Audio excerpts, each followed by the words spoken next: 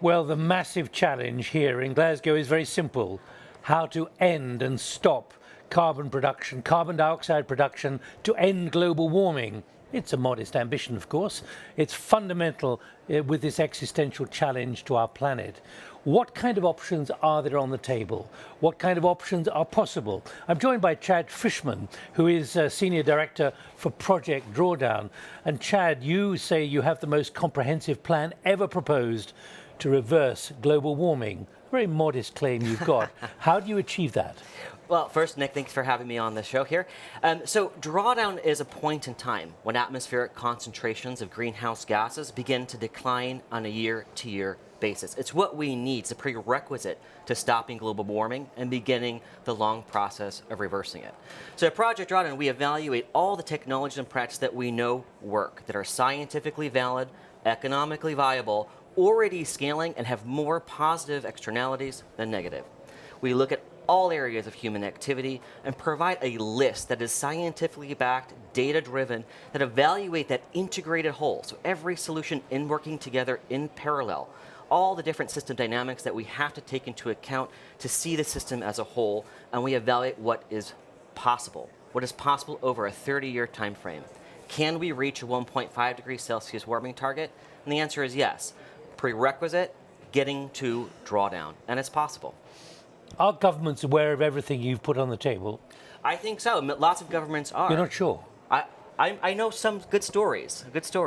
We've heard of stories like, Macron, for example, having used, has 3 copies of our book Drawdown that came out in 2017, and actually has used that to stave off legislation trying to prevent refrigeration management policy in France. This happens all over. We have it being implemented in Germany and all throughout the EU, and of course the US, and we have drawdown communities popping up all over the world. So these are homegrown, homespun organizations that's taken the framework that we've put out there and applied it to local context. We even have Drawdown Cameroon. Are these solutions which neatly all knit together in a very logical way? Or is it a bit like a Rubik's Cube where some drawdowns work and then it throws everything else out? Everything is worked together as an intricate system because we have to think about every area of human activity. What are the sources of emissions to start with? Where are they coming from? And they come from everything we do. From the lights that we turn on from the coal, oil, and gas-fired plants that produce electricity to turn on our lights, or gas that's burned in our furnaces to heat our homes. It's across every area of what we do as a species produces emissions. That means all of those areas of activity have solutions that are readily available that allow us to reduce those sources to zero. And there are many natural climate solutions, nature-based solutions that help sequester carbon, that enhance the sinks that are necessary to achieve drawdown by pulling carbon dioxide out of the atmosphere and storing it safely in plants, biomass, and soil organic carbon, both in terrestrial and in ocean systems. So we have solutions that are across the board, and we need everything on the table. It's an all-of-the-above situation. But one of the core principles now is the absolute urgency. Yes. If you listen to the science, if you listen to Johan Rockström, the director of the Potsdam Institute, these are deeply sinister times, and there is no time to lose. What does your drawdown solution factor in when it comes to timing and urgency? That's a really good question. What we look at is how these technologies and practices that are already existing, and that's really key.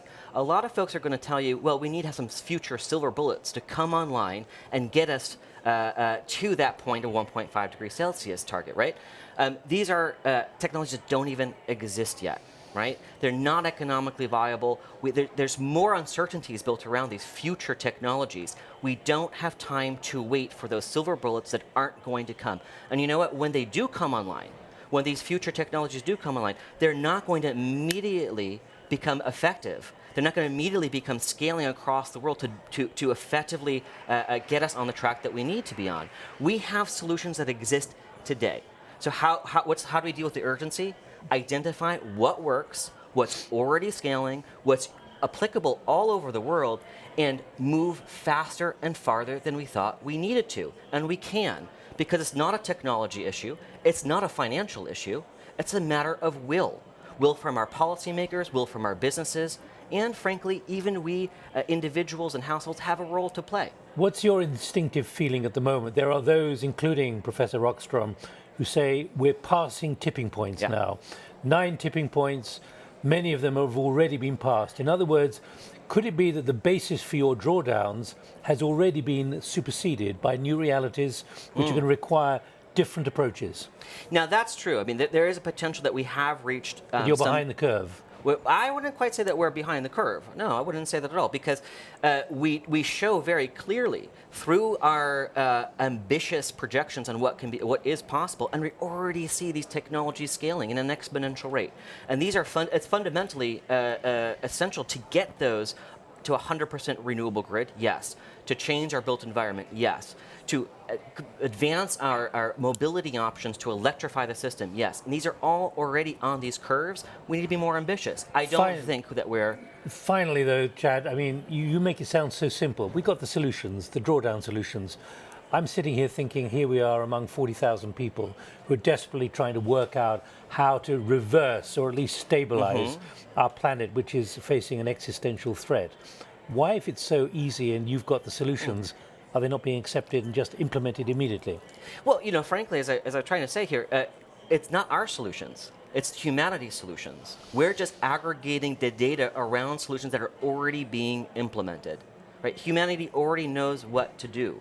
We already have, and Rockstrom will probably agree with 90% of the solutions that are on our list, because they're the same set of solutions that are going to get us to that 1.5 degrees Celsius warming target. It's the ambition that we put in there. It's how much we get the leaders here at COP and around the world to take action. And perhaps even more important than our policymakers are businesses themselves, because they produce, frankly, 99% of the emissions, right? Businesses are producing the emissions, and we need to incentivize that transition to a clean, renewable future, to a regenerative future, and we as consumers play a role. Businesses play a role, institutions play a role, and policymakers play a role. We all can get on this board together. I am optimistic for the future. I'm not cautiously optimistic. I am optimistic, period. Remember that. Chad Frischman, Senior Director for Project Drawdown. Thanks for joining us. Thank you.